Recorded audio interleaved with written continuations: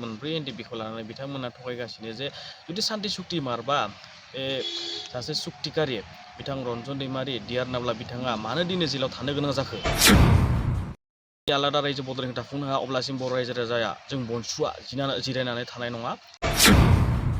दिनै तामुलपुर जिल्ला बनसुआ आलादा रायजो बड'लेण्ड दाबिखौ लानानै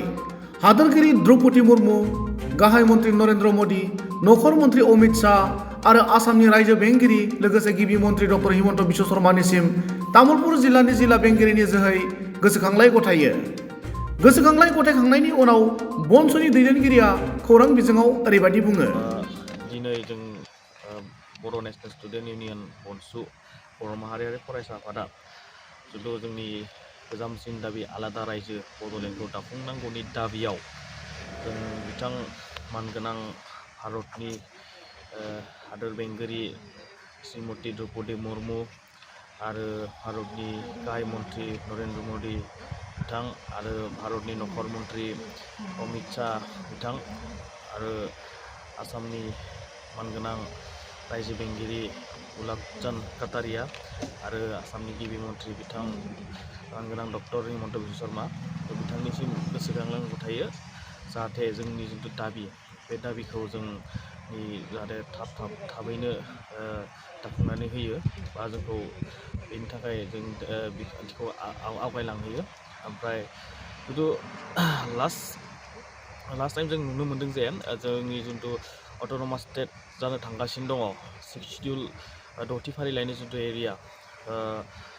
जिथु कार्बि आंलं आरो डिमासा बे माने अट'नमास स्टेट दानांगौ बा रिअर्गेनाइज खालामनांगौ होननानै बिथां राष्ट्रपति बिथां हादोर बेंगिरि द्रौपदी मुर्मुआ अलरेडि डिरेक्सन होखाबाय जे बेखौ दाफुंनांगौ होननानै बे हिसाबै जाहाथे जोंनि जिथु बड'लेण्ड बे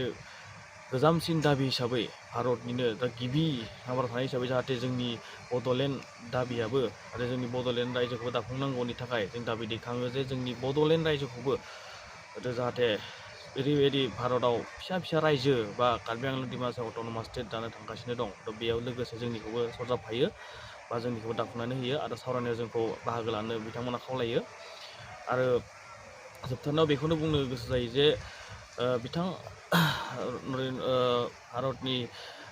गाहाय मन्त्रि नरेन्द्र मदि बिथां आरो नखर मन्त्रि अमित शाह बिथांखौ बेखौनो खावलायो जे जेसेबांखिनि हायो थाब बा जोंनि भारतनि जिथु साधारन इलेक्सन जिथु जेनेरेल इलेक्सन लकसभा इलेक्सननि आवगायाव जोंनि जिथु दाबि बे दाबिखौ जाहाथे जोंनि